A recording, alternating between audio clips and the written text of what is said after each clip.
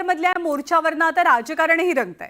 मराठी माणसांचा मोर्चा मनसे, ठाकरेंची शिवसेना आणि काँग्रेसनं हायजॅक केल्याचा आरोप राज्याचे परिवहन मंत्री प्रताप सरनाईक यांनी केला। तर मराठी माणसांची एकजूट पाहून सत्ताधारी हादरून गेल्याचा टोला विरोधकांनी लगावलाय।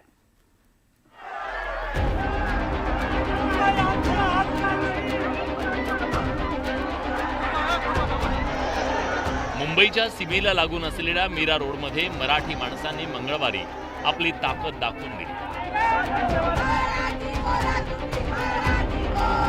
मराठी माणसाचा महाराष्ट्र आणि मराठी माणसाचा महाराष्ट्र मीरा रोडमध्ये व्यापाऱ्यांनी काढलेल्या मोर्चाला मराठी माणसानं मोर्चानंच उत्तर दिलं।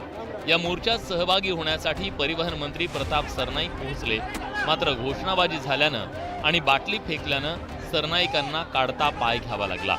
तर मराठी माणसांचा मोर्चा मनसेनं हायजॅक केल्याचा आरोप प्रताप सरनाईकांनी केला। मराठी एकीकरण समितीने तो मोर्चाचं आयोजन केलं होतं, परंतु त्यांना बाजूला सारून मनसे आणि उबाटाच्या लोकांनी किंवा राष्ट्रवादी काँग्रेस जे काल त्यांच्याबरोबर मंचावर होते त्या लोकांनी तो मोर्चा हायजॅक केला आणि त्यामुळे त्या मोर्चाचं रूपांतर राजकीय पक्षाच्या एका सभेमध्ये किंवा मोर्चामध्ये झालं। संतापलेल्या मराठी माणसाच्या मोर्चाला परवानगी देण्यात आली नव्हती, तर दुसरीकडे पोलिसांकडून आंदोलन दडपण्याचा प्रयत्न केला जात होता। मात्र मीरा रोडमध्ये हळूहळू आंदोलन वाढत गेलं आणि मराठी माणसानं आंदोलनाच्या निमित्तानं एकजूट दाखवून दिली।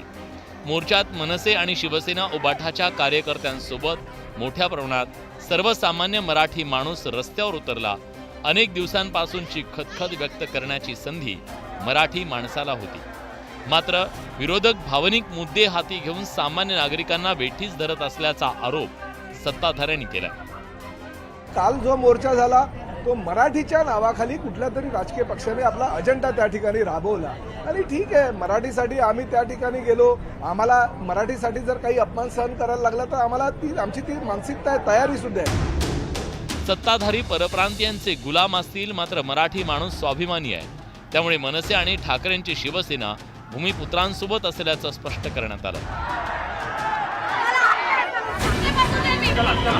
आंदोलकांचा आक्रोश पाहून पोलिसांनी आपली भूमिका बदलली आणि मोर्चाला परवानगी दिली।